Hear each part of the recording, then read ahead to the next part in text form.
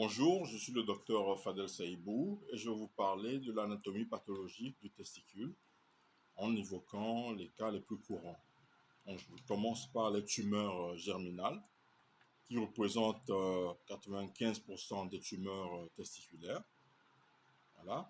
Donc, nous avons au sein de ce groupe les séminomes qui représentent 40 à 50% des tumeurs germinales. Donc, au niveau macroscopique, on remarque une masse bien circonscrite, homogène, blanc jaunâtre, localisée, nécrose et hémorragie rare.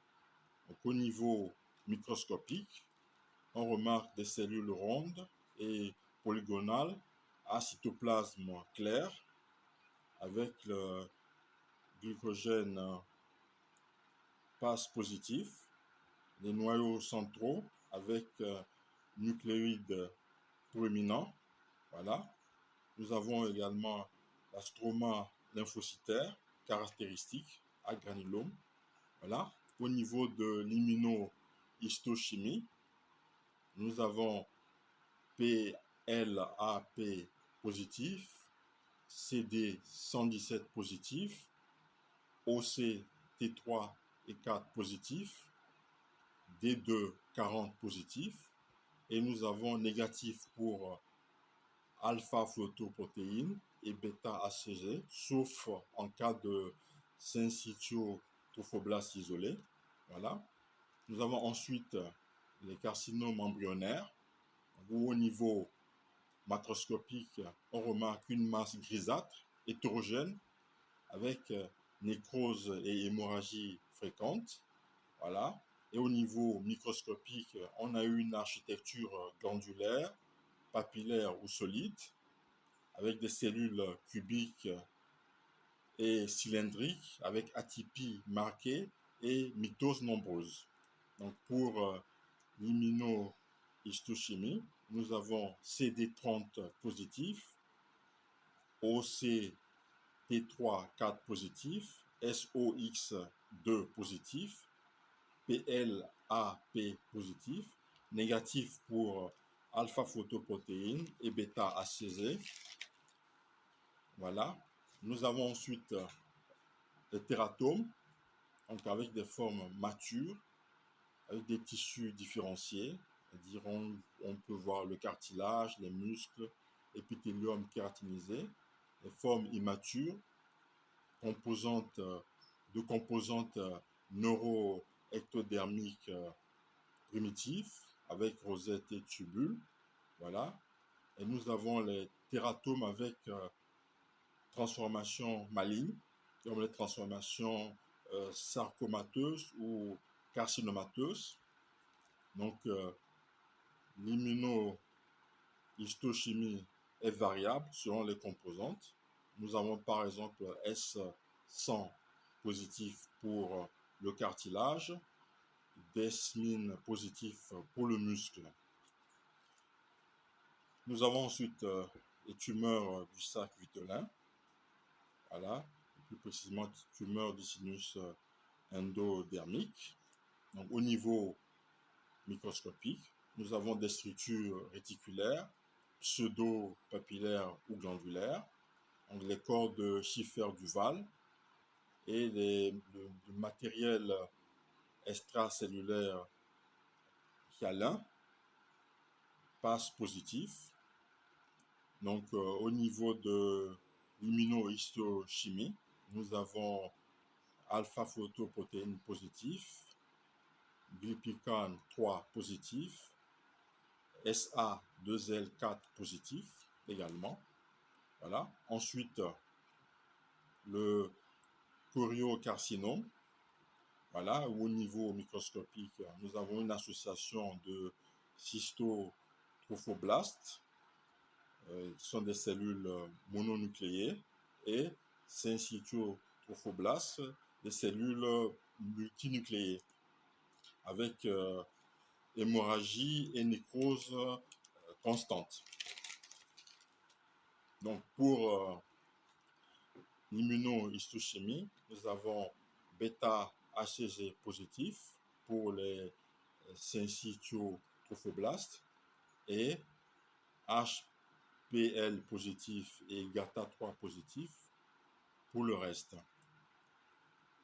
Nous avons ensuite les tumeurs mixtes qui représentent 40% des cas. Donc, c'est une combinaison de plusieurs types, par exemple séminome plus carcinome embryonnaire plus tératome. Et le bilan